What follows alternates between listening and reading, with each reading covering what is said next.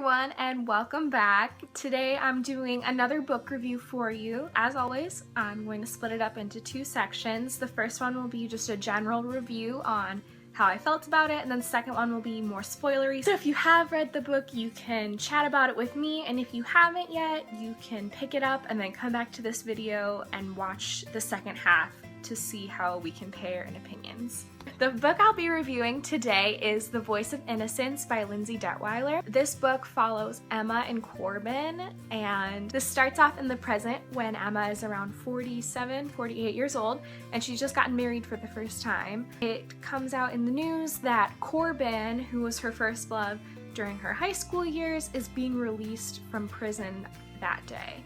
And it kind of comes into play that he was wrongly accused of first-degree murder. It's about her dealing with what her life is like now, thinking back on what her life would have been like if Corbin would never have gone to jail, and sort of talking about their story.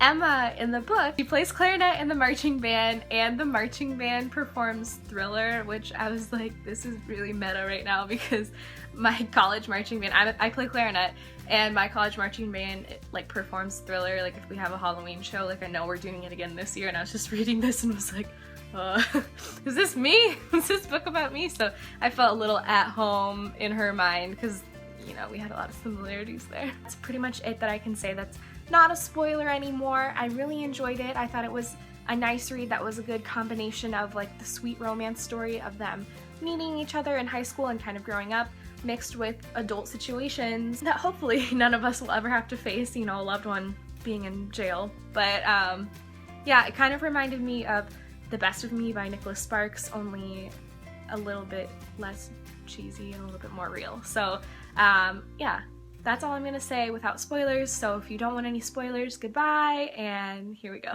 Okay, on to the spoilers. So if you haven't watched or you haven't read, leave now, leave at this moment.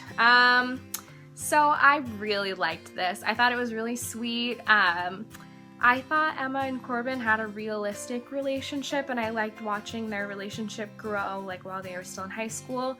The only thing I wished there was more of is I wanted to see more of them like dealing with their lives after he came back. I know there was a lot talking about like what she had done in all of the years that she was not with Corbin, what Emma had done, but when they actually got back and Corbin like finally at the end like comes back to her house and like they kiss, and I just kept thinking, I was like, but like she's married, how is this going to work for them? Like I guess that's part of the like you get to decide how it's going to work out, but what I wanted to see more is like if she stayed with her husband, like if this was an issue, if this was a one-time thing, like I wanted to know more. And so I just like kept reading it and was like, oh wait, is this the end? This is the end. This is where it's stopping. Why is it stopping here? I wanted it to keep going because I had fun reading it. It was a fun read. And it was sad, but yeah, I had fun reading it.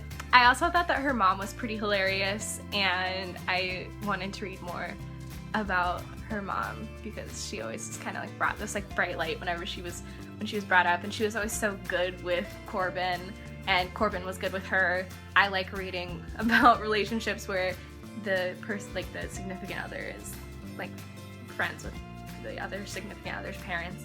Speaking of, it was really, really sad when we got to the part about Corbin's sister, and that made me really upset. I didn't like to see him hurt, but it made more sense.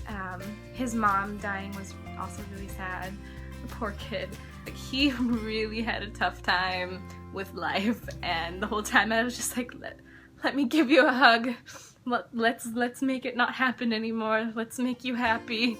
So yeah, I really liked the characters, but I really felt bad for Corbin because anything that could have gone wrong in his life did go wrong in his life. Let me know what you guys think. If you've read this book, let's talk about it in the comments. Like I said, I really enjoyed it, but I did give it 4 out of 5 stars. I didn't give it 5 stars because I wanted to see more of what their lives were like as adults, because that was the dramatic part that I really wanted to get into. But yeah, I really enjoyed it. It was a really quick read, really fun read, besides like the sad parts. But yeah, I enjoyed it. So check it out. It's on Amazon and Barnes & Noble, and I have links below. So thank you guys for stopping by my little book nook of the internet, and I will see you next time. Bye.